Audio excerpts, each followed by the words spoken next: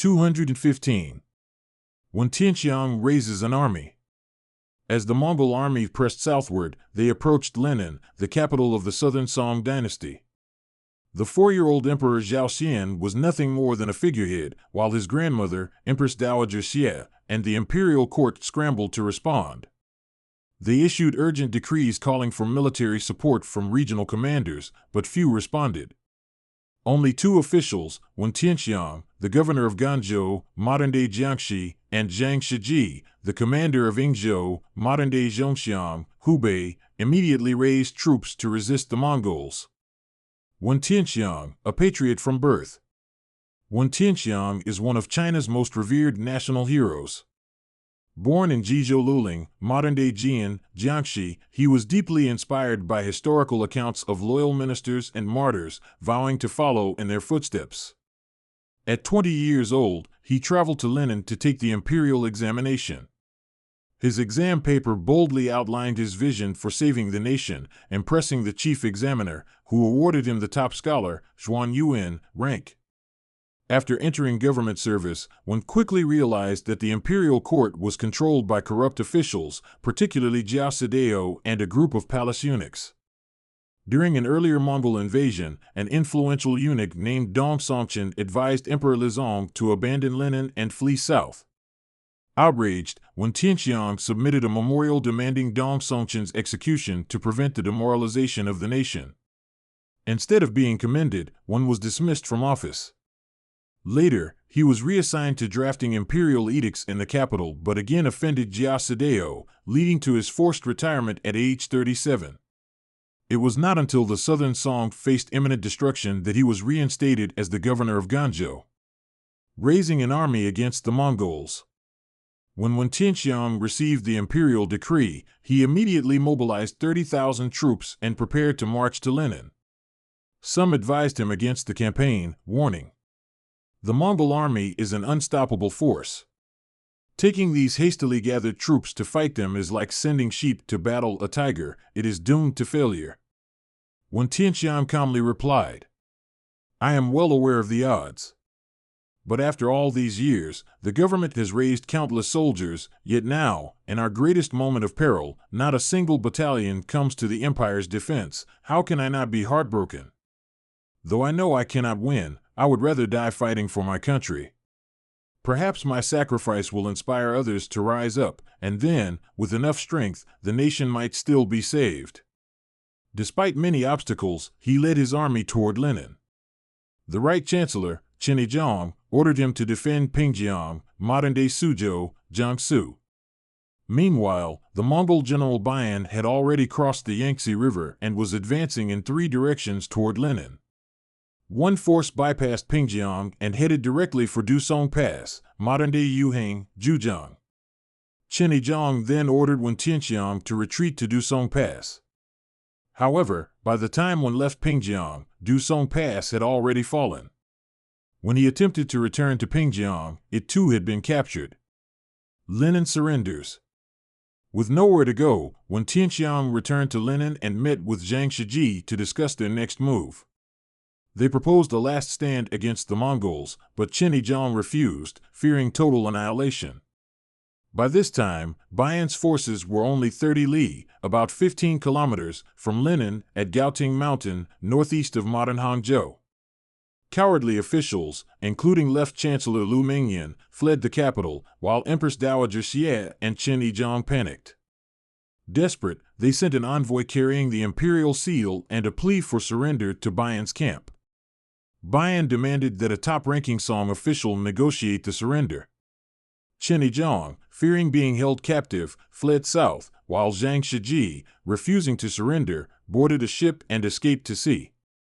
With no other choice, Empress Dowager Xie appointed Wen Tianxiang as the new Right Chancellor, ordering him to personally negotiate with Bayan. Wen Tianxiang's defiance.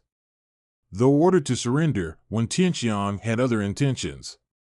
Accompanied by Wu Jian, Jia Yuqing, and other officials, he entered Bayan's camp. Instead of discussing peace, he sternly confronted Bayan. "Are you here to establish peace, or are you determined to destroy my dynasty?" Bayan responded, "Our emperor, Kublai Khan, does not intend to eliminate the Song dynasty. Wen Tianxiang pressed him. If that is true, then withdraw your troops immediately to Pingjiang or Jiaxing.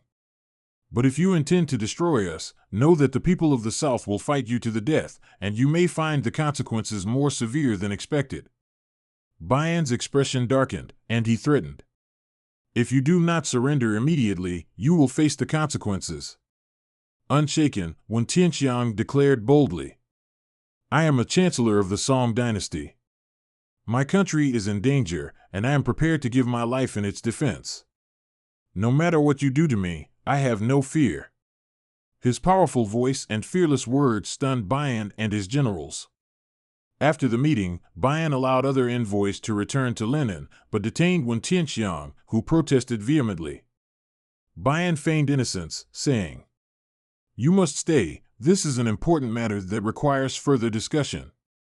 Meanwhile, Empress Dowager Xie, still intent on surrender, dismissed Wen Tianxiang and appointed Jia Yuqing as right chancellor to formally submit the Song's surrender. Wen Tianxiang furiously rebuked Jia Yuqing, but the deed was already done. In 1276, Bian marched into Linen, officially capturing the southern Song capital. Empress Dowager Xie and Emperor Zhao Xian surrendered and were sent to Dadu, modern Beijing, as captives. Wen Tianxiang was also escorted north. Escape and resistance. During the journey, Wen Tianxiang plotted his escape. When the group reached Zhenjiang, he and his loyal followers made a daring escape, successfully breaking free from the Mongol camp. They boarded a small boat and sailed to Zhenzhou, where the local commander Miao Zicheng welcomed him. Upon hearing of Linen's fall, Miao pledged to help gather troops along the Huai River to resist the Mongols. Wen Tianxiang was encouraged, but his joy was short-lived. The Song commander of Yangzhou, Li Tingji, believed false rumors that Wen had surrendered to the Mongols and ordered Miao to execute him as a traitor. Miao refused to believe the accusation, but also feared defying orders. Instead, he tricked Wen Tianxiang into leaving Zhenzhou, showed him the execution order, and urged him to flee. Wen Tianxiang had no choice but to travel eastward, disguising himself under false names and taking secluded routes toward the coast, hoping to find a ship and escape south. While traveling, his group was nearly discovered by Mongol cavalry and had to hide in an abandoned fort. Fortunately, they were not found. After enduring extreme hardships, they finally reached Wenzhou, where Wen Tianxiang learned that Zhang Shiji and Chen Yizhong had established a new Song court in Fuzhou. Determined to continue the fight, he set sail for Fuzhou, preparing to resist the Mongols to the very end. 216. Zhang Shiji's final stand at Yashan. After Linen fell to the Mongols and the young Emperor Zhao Xian was taken captive to Dadu, modern Beijing, two of his younger brothers, 9-year-old Zhao Shi and 6-year-old Zhao Bing, were secretly escorted to Fuzhou by members of the imperial family and court officials led by Lu Xiufu. In Fuzhou, Lu Xiufu sent envoys to locate Zhang Shiji and Chen Yizhong, urging them to join the resistance. After deliberation, the three officials declared Zhao Shi the new emperor, determined to continue the Southern Song's fight against the Yuan dynasty. Wen Tianxiang's last hope. Upon hearing of the new Song court in Fuzhou, Wen Tianxiang was filled with renewed hope and immediately traveled there. He was appointed Minister of War, Shumishi, and proposed a naval offensive to retake Zhujiang from the Mongols. However, Chen Yizhong rejected the idea, calling it too risky. Instead, Wen Tianxiang established a military command center in Nannan, modern-day Nanping, Fujian, where he raised an army and planned a counteroffensive. By the following year, Wen Tianxiang led forces into Jiangxi, joining forces with local militias and defeating the Mongols in multiple battles, recapturing several counties, including Huichang. Meanwhile, a separate Mongol army launched a major offensive against Fuzhou, forcing the Southern Song forces into retreat. Seeing no hope of victory, Chen Yizhong fled overseas, abandoning the court. Zhang Shiji and Lu Xiufu gathered their remaining forces, protected Zhao Shi, and retreated to Guangdong. A deadly storm and the death of Zhao Shi. While sailing southward, the fleet was caught in a violent typhoon. The young Emperor Zhao Shi, frightened and weakened, soon fell ill and died. Despite the tragedy, Zhang Shiji and Lu Xiufu had no choice but to press on. They declared Zhao Bing the new emperor and relocated their fleet to Yashan, modern-day Xinhui, Guangdong. The Mongol campaign against the last Song stronghold. Fearing that the remaining Song forces might attract further support, Kublai Khan ordered an immediate military campaign to eliminate the last remnants of the Song dynasty. He appointed Zhang Hongfan as the Yuan general and Li Hang as his deputy, commanding a 20,000-strong force to advance southward by land and sea. Zhang Hongfan first attacked Chaozhou, where Wen Tianxiang's forces were stationed. Outnumbered and surrounded, Wen Tianxiang was forced to retreat to a remote mountain stronghold in Haifeng, where he was eventually captured. Zhang Hongfan attempted to win him over, treating him with courtesy and loosening his bonds. However, his true focus remained on Yashan, where the last Song resistance held their ground. The final battle at Yashan.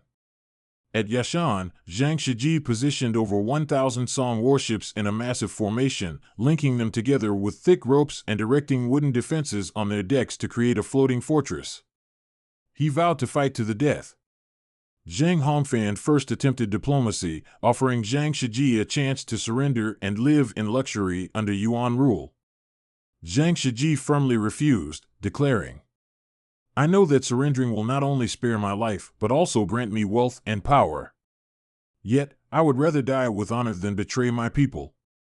Realizing negotiations were futile, Zhang Hongfan turned to Wen Tianxiang, who had long been admired by Zhang Shiji. He forced Wen to write a letter urging Zhang to surrender, but Wen scoffed and replied, "I could not save my own country, how could I ask others to betray it?" When Zhang Hongfan forced a brush into his hand, Wen boldly wrote a defiant poem. "Since ancient times, all men must die. Let my loyal heart shine through history." Seeing the poem, Zhang Hongfan could only shake his head in frustration, realizing that no amount of coercion would work. A fierce and tragic battle. The Mongol forces launched a massive attack. Zhang Hongfan first attempted a fire attack, sending boats loaded with dry straw and oil-soaked logs toward the Song fleet. However, Zhang Shiji had anticipated this and coated his ships in wet mud, while also placing long wooden beams to block the fireboats. The fire attack failed. Seeing that a direct assault was impossible, Zhang Hongfan ordered his fleet to block the sea routes, cutting off the Song forces from land. Trapped on the ocean, the Song soldiers were left without fresh water, forced to drink seawater, which made them ill. As Song forces grew weaker, Zhang Hongfan launched a new offensive, attacking from both the north and south using the rising and falling tides to his advantage. The decisive moment came when Zhang Hongfan's flagship suddenly played music. Song forces, assuming the Mongols were celebrating, let their guard down slightly. However, the music was a signal for an all-out attack. Suddenly, a storm of arrows rained down on the Song ships, followed by a massive Mongol assault.